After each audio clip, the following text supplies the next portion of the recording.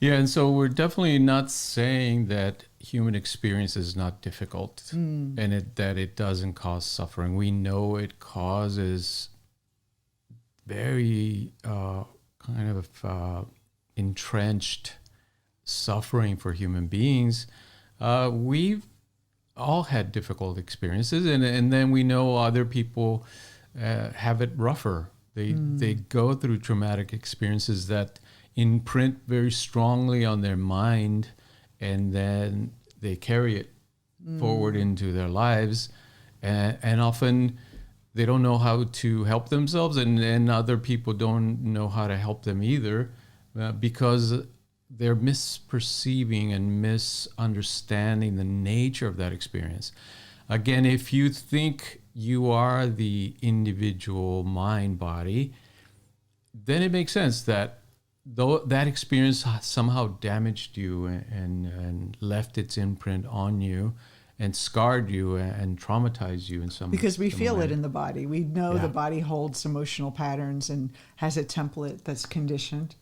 So it's not that we don't have those things. That's right.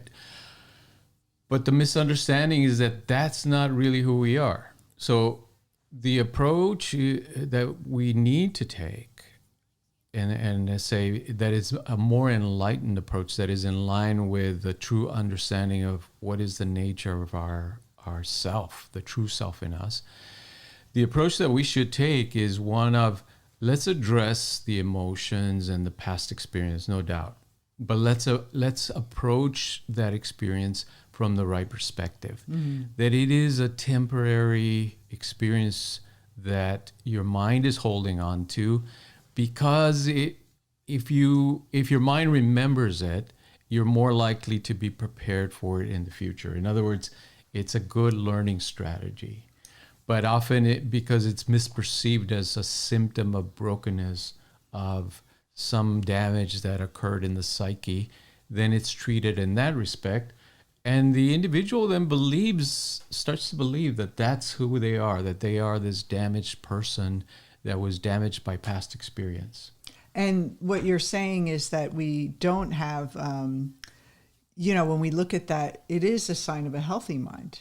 That the healthy mind is supposed to remember things. It's supposed to, go, you know what? I'm not going to cross the street without looking. I'm going to stay away from high things and step back a little more. I'm going to, when I hear loud noises or someone being aggressive, it's a sign that you maybe should be careful because this person could harm you. And it's designed to preserve the body. So it's operating in a normal way. And a lot of times it gets stuck in a pattern because it had an experience. So we have this sort of like hyper defensiveness, but it still doesn't mean that you're broken. It just means that your body has learned a way to cope with that experience. But the way out is not through brokenness, but the way out is that there's something more to you than just that experience.